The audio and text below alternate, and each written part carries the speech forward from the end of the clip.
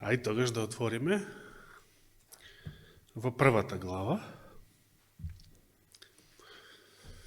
Од која книга? Од Јован, да. Јован првата глава. Каде се споменува зборот логос? Во вашите Библии не се споменува, бидејќи е преведен. Со што е преведен? Словото. Колку пати? Само во првиот стих 3 пати. Замисли колку е тоа битно нешто. Само во првиот стих од своето Евангелие 3 пати. Во почетокот беше Словото. И Словото беше во Бога, и Словото беше Бог.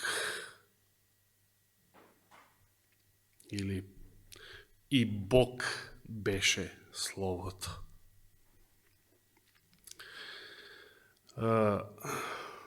Каде на друго место се споменува после тоа?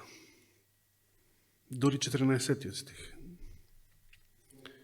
И Словото стана тело, или поточно плод, грешното, смртно тело. Оно што го подразбираме како месо и крв. Значи слабото, ранливо, грешно и смртно тело. Сега, што конкретно во врска со Словото или логосот? Видите, кога луѓето, например, во Вук Караджиш го превел реч, односно риеч на неговиот српски.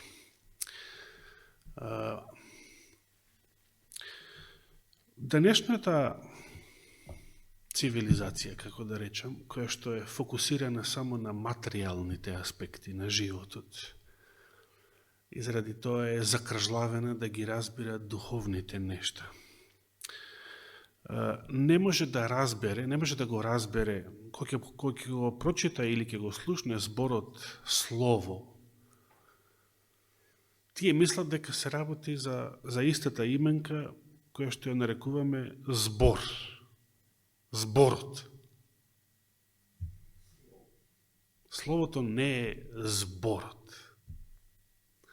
Постои грчка рече за збор.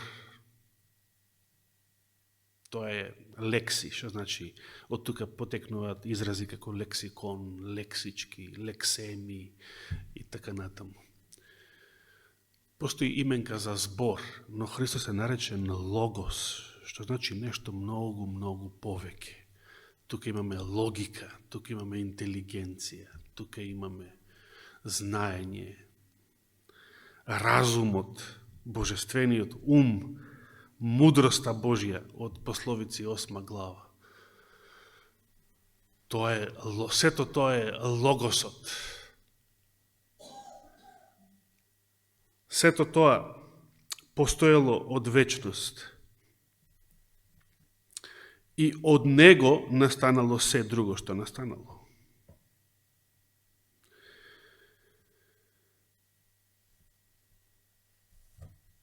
Зборот исто така, како збор, подразбира интелигенција,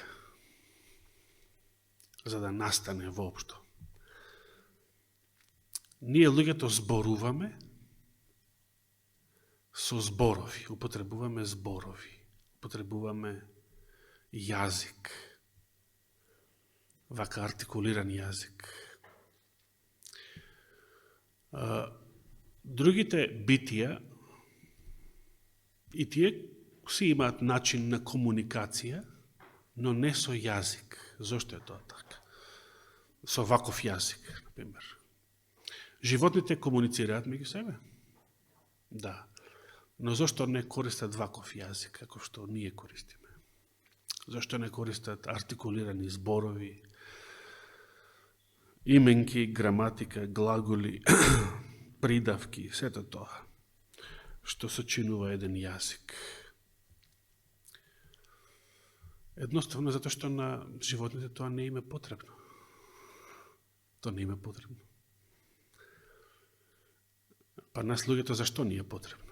Зашто ни е потребен јазикот? Ваков јазик. Зашто ни е потребен? Јазик кој што има интелигенција, кој што има слова, кој што има логика. Зашто ни е потребен? Заради комуникација? Што не комунициравме? Ако настанавме од мајмуни, што не комунициравме? Како и сега мајмуните што комуницираат. Како и животните што си комуницираат. Зашто ни бил воопшто потребен ваков артикулиран јазик? Зашто бил потребен? Што мислите, зашто постои јазикот, човечкиот јазик, ваков каков што е? Зашто, каква потреба имаме од јазик? Не е заради комуникација. Животните комуницираат и без јазик, без ваков јазик, мислиме. Зошто имаме потреба од јазик? Кој може да му текне вистински одговор? Дофрли, само дофрли. Кажи, дофрли. Не мора да станеш, кажи одма. Дофрли. Ја мислам дека тоа човекот има јазик као совршенство на стварањето. Ја мислам треба да биде најгласен. А зошто ти треба јазик? Зошто ти треба јазик? Така, благодарам. Причината зашто човекот е создаден, че тоа е една од карактеристиките на Божиот лик. Значи, Господ го создаде човекот според својот лик. Значи, во Божиот лик постои логосот, постои интелигенцијата, постои разумот, постои логиката. Сето тоа што го содржи поимот слово. И човекот е создаден за да комуницира со Бога, затоа му е потребен јазикот. Не за меѓу себе, кога веќе имаме јазик, си го користиме за меѓу себе. Се разбира. Но, првенствено за да комуницираме со Создателот. Животното дали е создадено за да комуницира со Создателот? Животното? Не. Затоа на животното не му треба ваков јазик. Интелигентен јазик, не му треба. За да комуницираме со Создателот, за да го славиме Создателот, за да му пееме на Создателот, да сведочиме за Создателот, да се молиме на Создателот. Зато имаме јазик составен од зборови, кои што само го одразуваат Божиото Слово.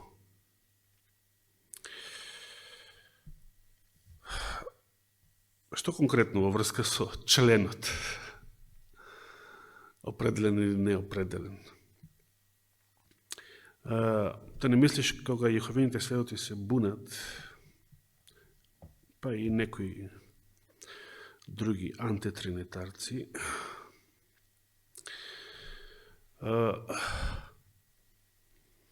тие сакаат да речат, оно што ја го знам, е дека Словото беше Бог, и тука се принудени да признаат дека стварно беше Бог, Словото,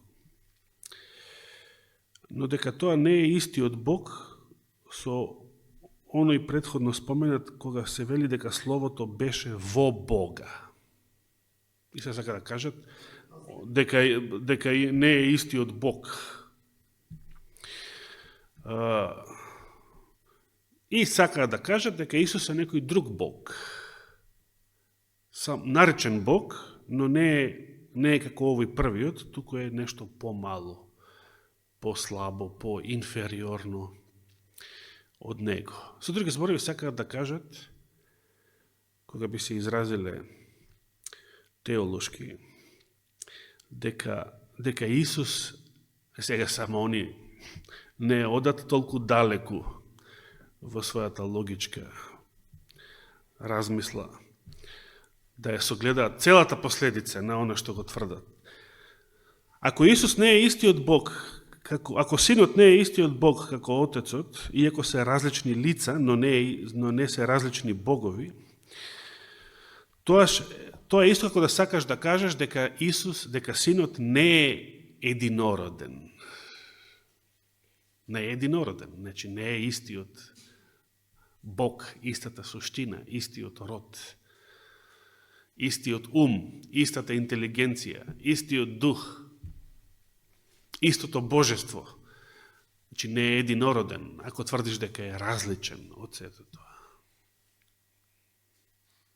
Значи, секаде каде што најмногу Јован тоа го споменува, еве во истиот 14 стих, и Словото стана тело, односно плод, и се всели меѓу нас, полно со благодат и вистина, и ние ја видовме неговата слава, слава каква? Како на единороден од Отецот. Значи, која слава ја виделе? Значи, каква слава имаат ангелите? Имаат истата слава? Од каде го знаеме тоа? Овој вовед за Словото е добар вовед и за проповедта. Да отвориме во првото послание до Коринтијаните, 15 глава, и да пробаме да научиме нешто и во врска со оваа тема.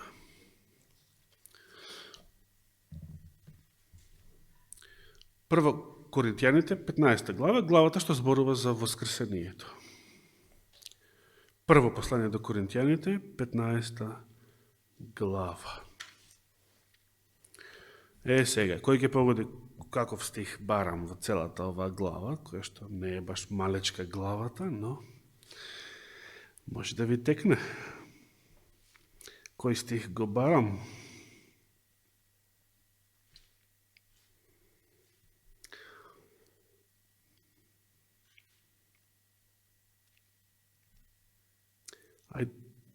Како? Да, благодарам. Ајде почнеме од 35-тиот, како целина. Да размислуваме малку за овие зборови. Тука носи поднаслов телата на воскреснатите.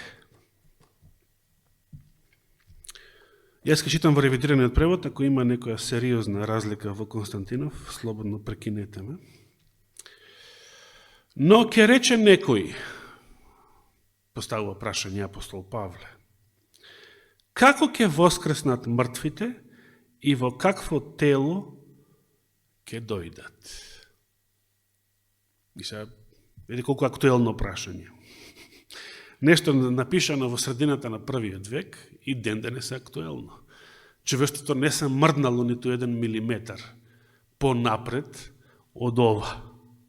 И денес мнози не прашуваат како сега, воскресение, како тоа, како е тоа можно? Како? Прашуваат ли луѓето такво нешто? Денес и поповите не веруваат во воскресение. Не сите се разбира.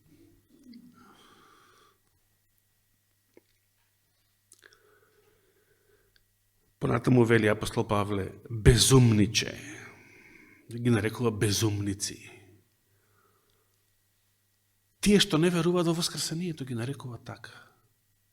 Зошто сега? Безумниче.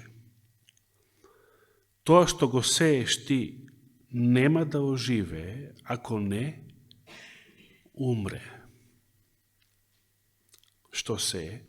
Сејачот. А кога сееш, не го сееш телото кое треба да настане, туку што сееш? Туку голо зрно, например пченично или некое друго. Добро. Но Бог му дава тело какво што сака. И тоа на секое семе негово собствено тело. Значи, подоцна, кога се развива, кога расте семето, тоа си го добива конечниот облик или тело.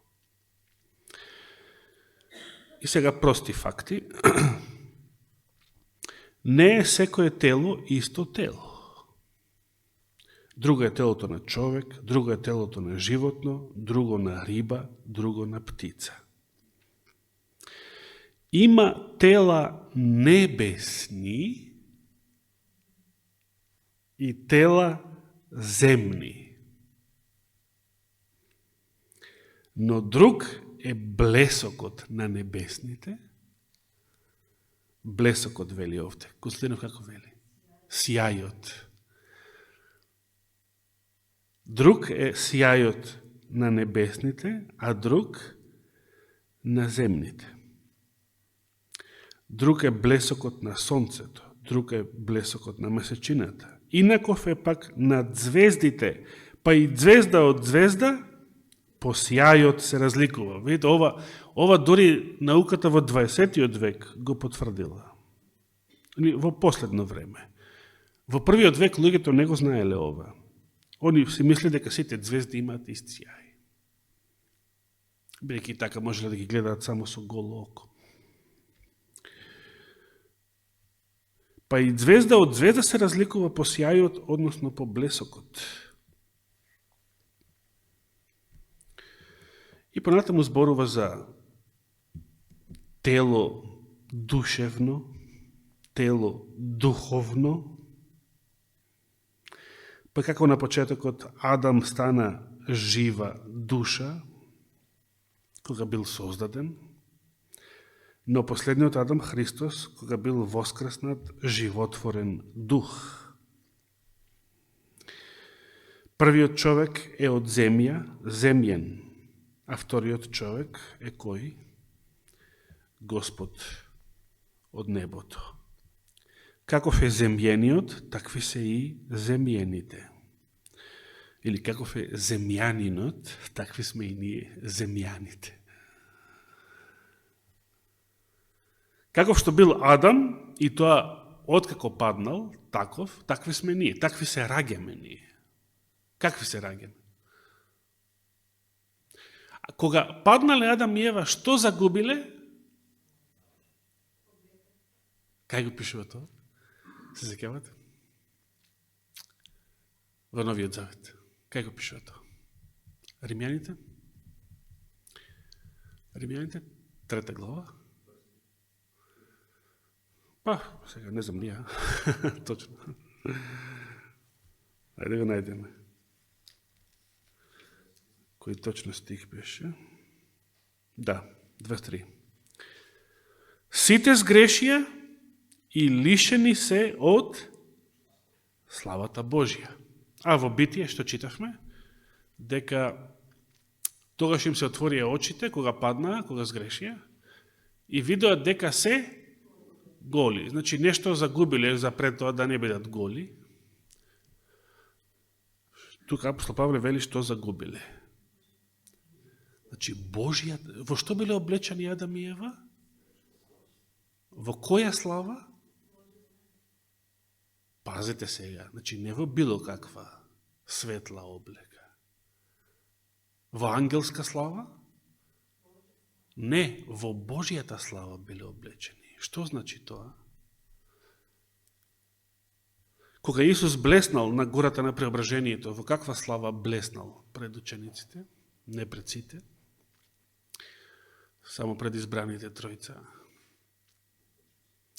Кои беа тројцата ученици?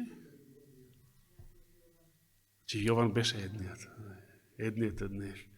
И ја видовме.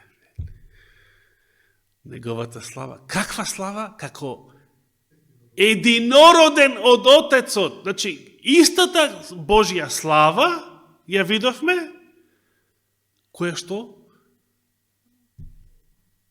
ја има Отецот. Зато е наречена Божјата слава. И во што биле облечени Адам и Ева?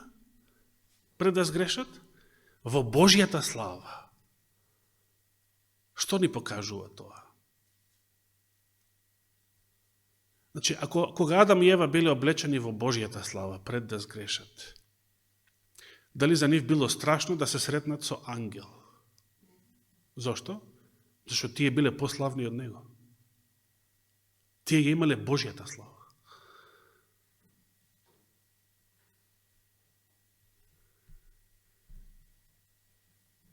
Зошто е тоа битно? Се сеќавате кога Христос ќе дојде, рече во каква слава ќе дојде?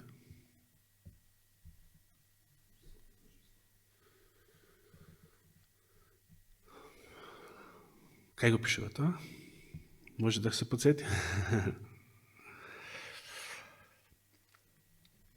Еве Матеј 24 глава.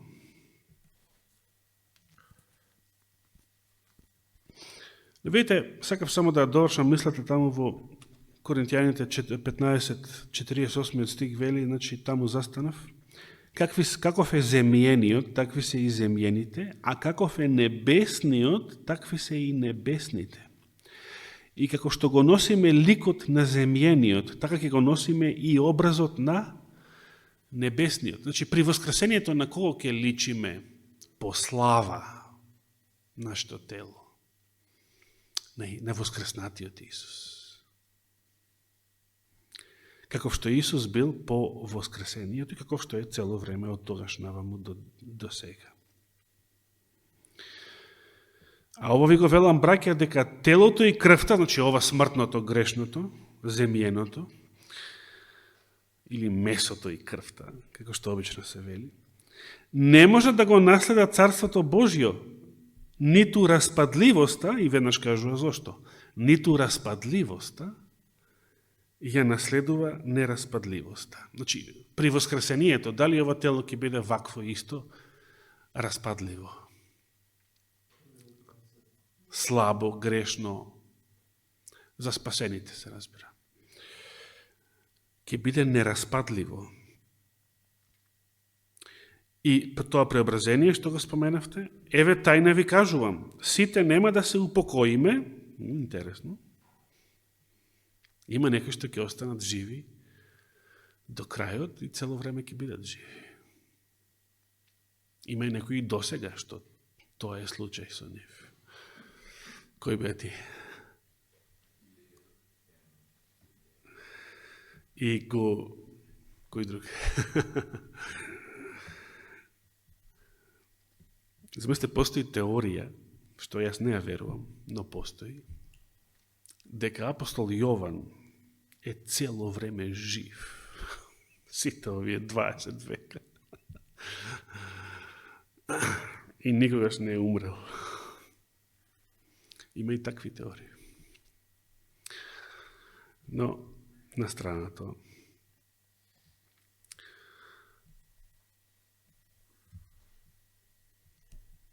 Во еден миг, значи нема сите да се упокоиме, туку сите ќе се измениме или преобразиме, одеднаш за еден миг при звукот на последната труба, зашто ќе затруби и мртвите ќе воскреснат нераспадливо. А живите, кои што цело време се распадливи до тој момент, значи старо, смртно, грешно тело, ќе се измениме, односно преобразиме. И сега конкретно кажува што значи тоа. 53 стих. Зашто распадливото треба да се облече во нераспадливост, а смртното да се облече во безсмртност. Значи, кога ќе станеме безсмртни? Дали сега сме безсмртни? Кога ќе станеме безсмртни? Тогаш кога ќе бидеме преобразени. А мртвите воскреснати во исто такво безсмртно тело, слично на небесниот, славно тело, облечено во Божјата слава. Зошто е тоа битно? Да се вратиме на Христовиот пророчки говор. Матеј 24 глава.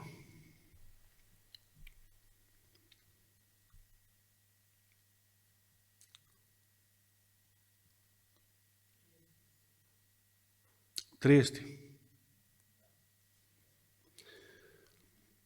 Тогаш ќе се јави на небото знакот на Синот човечки и ќе се расплачат сите земни племиња и ќе го видат Синот човечки како доаѓа на небесните облаци со голема слава и сила.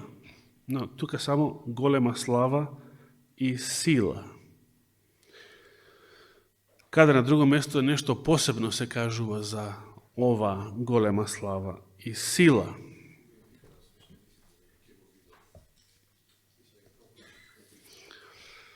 Тоа беше исто подоцна малце, нели? Добро, тоа е 26 глава, мислам. Да, меѓутоа, ќе отидеме сега прво на 25 глава. 31 стих од 25 глава, каде што започнува одсекот за судниот ден. Матеј 24, 31 стих. А кога ќе дојде Синот човечки, во каква слава? Во својата слава. А која беше таа сега? Од каде знаеме? Каде го прочитавме тоа? Каква слава, рече Јован, ја видел со своји очи? Христос каква слава имал кога учениците го виделе на гората на преображението? И е божествената слава. Таква како единороден од Отецот. Значи не виделе ангелска слава, туку Божјата слава. А читаме дека Јадам и Ева биле облечени во Божјата слава. Зошто е тоа битно?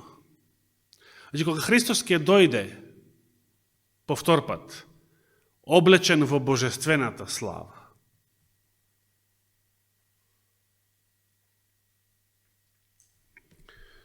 што ќе се случи? Кој ќе може да обстане тогаш? Само оние кои што исто така во истата слава. Разбирате зашто тоа е битно? Видите, при описот на судниот ден, Исус употребува параболичен јазик, кога вели тогаш ќе се соберат пред него сите народи, тоа значи дека ќе се постројат луѓето и ќе чекаат некаде.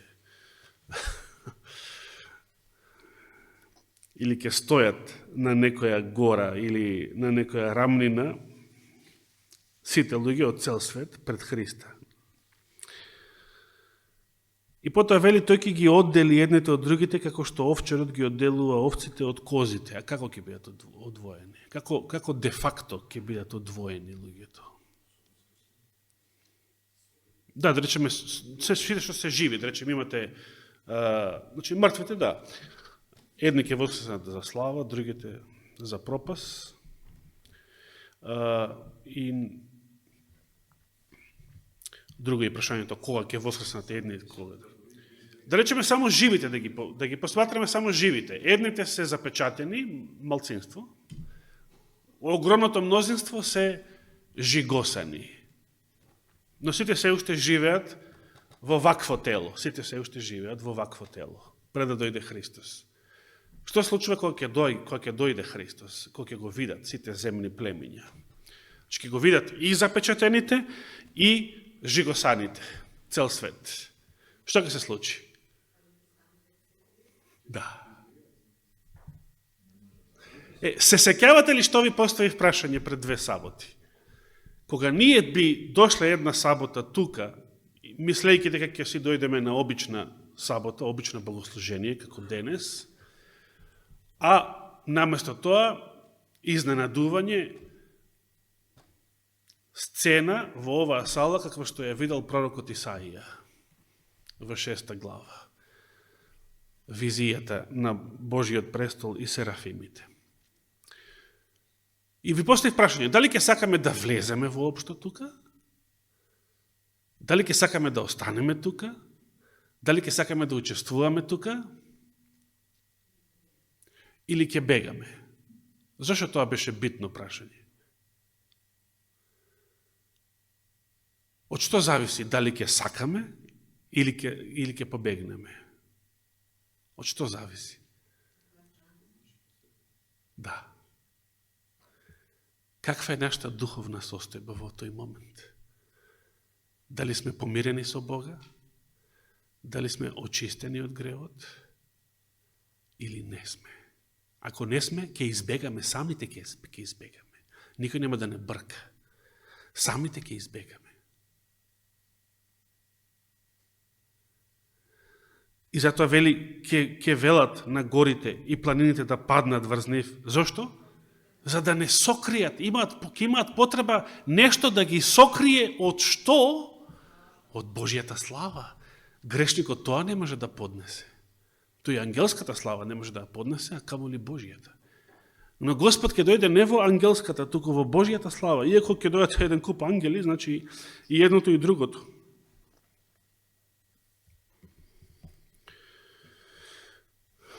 А во разговорот со фарисеите или пред Синедрионот,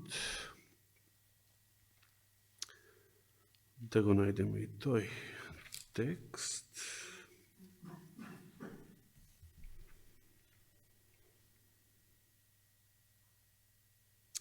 Го барам во 26 глава.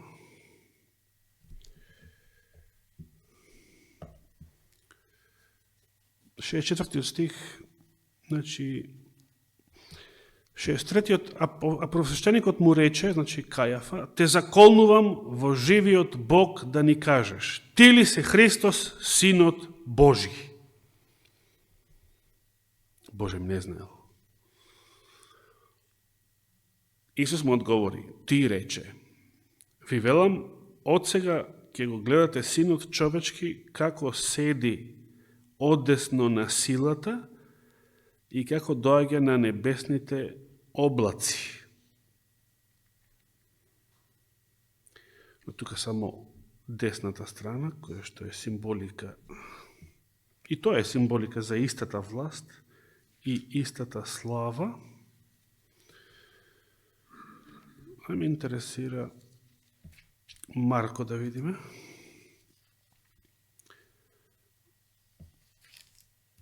Како Марко го опиша второто Христово доаѓање.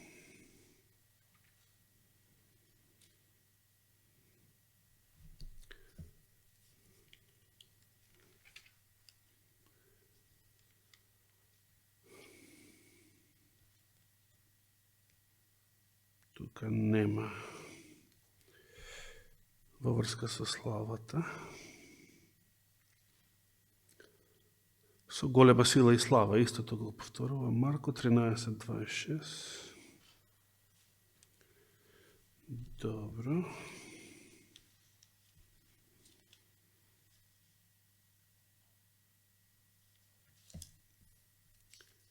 Лука.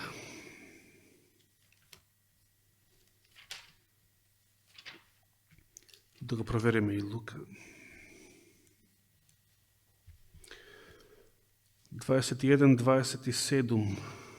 И тоа ќе го видат Синот човечки како доаѓа на облаци со голема сила и слава. Но интересно е што Лука го споменува во 36 стих и следново. Бидете будни во секое време и молете се, за да го избегнете сето оно што треба да се случи и што да застанете пред Синот човечки. Значи, ова е битно. Кога Синот човечки ќе дојде, ќе биде битно да можеш да застанеш, да стоиш пред него. Зошто? Бидејќи така наречената светска елита и сите грешници позади неа. Ни тоа нема да можат.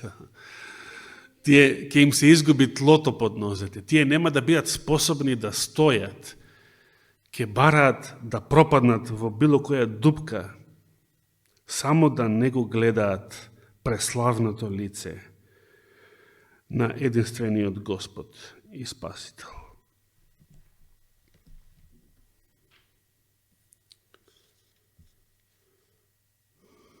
Дали на некој друго место се споменува во каква слава ќе дојде Христос при своето доаѓање,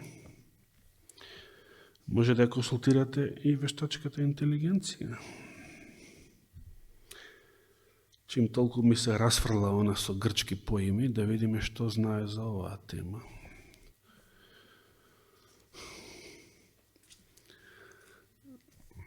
Не, мислев, впиши во софтверот, во библискиот софтвер впиши слава, па да видиме што ќе исфрли. Што друго, освен ова што го прочитавме.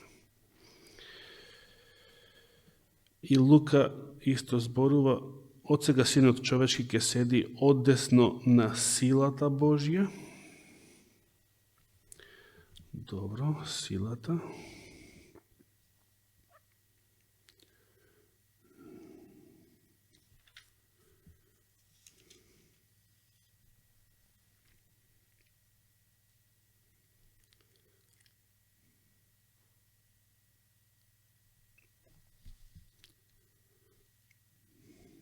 Кој ќе најде нешто, веднаш нека каже. Воскреснатиот Спасител им вели на учениците од Емаус, не требаше ли, и тој ги нарече безумни, безумни. Срцето ви е споро за да поверувате во се што рекле пророците. Не требаше ли така да пострада Христос и да влезе во својата слава? Повторно својата слава. Ние веќе видовме каква е таа слава.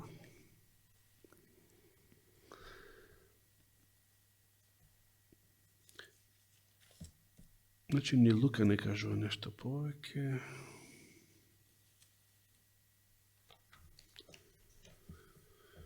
Што мислите, зошто Евангелието според Јован не го содржи Христовиот пророчки говор за неговото второ доаѓање? Ке ви текне?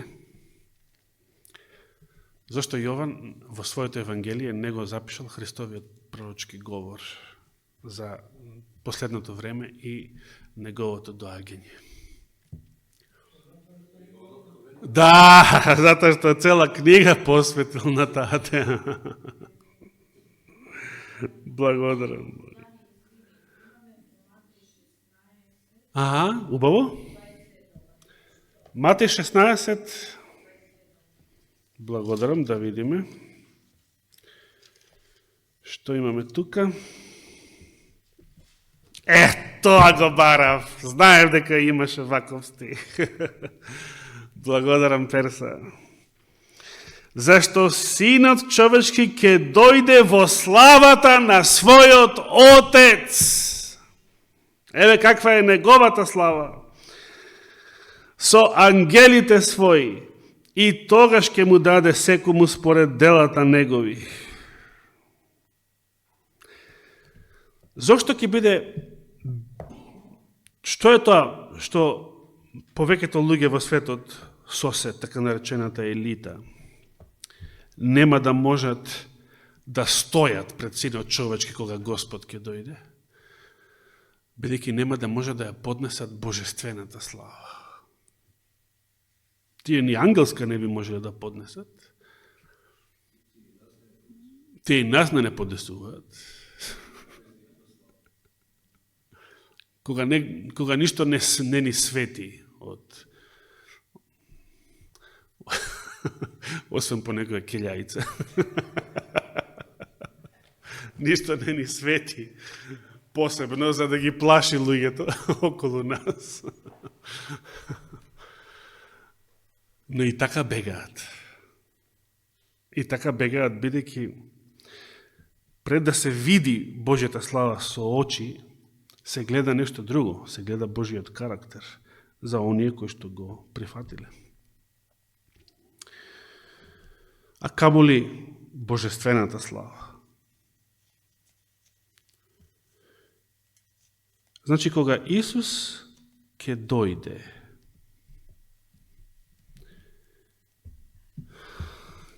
ќе има две групи на луѓе. Едните ќе бидат како сестра Раина.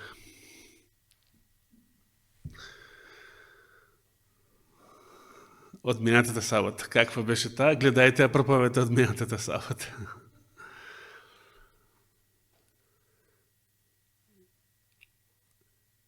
Едните ќе бидат луѓе што живеат во новиот завет. И не само што живеат во новиот завет, сега тоа ќе го оставиме за друга сабота, за ноемвриската прва сабота, ако даде Господ живот и здравие, после нашите гости. Кога ќе продолжам со темата за светилиштето. Знаете што вели апостол Павле, да ве подсетам само како најава за таа тема? Евреите 4:16, се сеќавате што вели? Евреите 4 глава, последниот стих. Затоа, да, ајде да го прочитаме, што веќе го најави. Тука е и 15 и 16. И 15 и 16 стих се битни за истата тема. Значи, тој е од 14-тиот. Добро, 15-тиот, да. 15-тиот почна да го цитираш. Зашто ние немаме таков првосвещеник што не може да се чувствува во нашите слабости, туку таков кој искусил секако и ние освен грев. И 16-тиот. И така, да, овој превод вели слободно, меѓутоа Константинов го потребува изворниот оригинал. Смело да пристапуваме каде рајна смело, престолот на благодата. Кој е тој престол? На Господин, дедо Стефан. Престолот на благодатта, Божиот престол, внатре во светилиштето, каде што е Божијата слава. Внатре во светилиштето е Божијата слава. Смело. Првосвещеникот на Јом Кипур смело пристапувал, во Стариот Завет смело влегувал во светињата над светињите. Му требало чад, димна завеса му требало од темјанот, за да може да обстане во таа соба внатре. Со голем страф и трепет. А тука вели смело, браќа и сестри, смело. Кој од нас има смелост да пристапи внатре пред царскиот престол? Кој имал смелост во едно царство, директно, без никакви протоколи, без никакви дозволи од никого, без да го спречи никаков стражар по пат, смело да влезе баш во царската одаја, царскиот престол, каде што се наоѓа, каде што седи самиот цар? Кој можел така смело? Детето на царот, принцот или принцезата, и жена му нека биде. Значи, кој? Некој што е толку близок во семејството. Некој што е син и ќерка на царот, тие го имаат тоа. Дали сте синови и ќерки Божии? Дали ќе бидете облечени во Божијата слава? Или ќе се разбегаме на денот на Христовото доаѓање? Нека Господ ни биде милостив и на помош сега и секогаш понатаму вечно. Амин.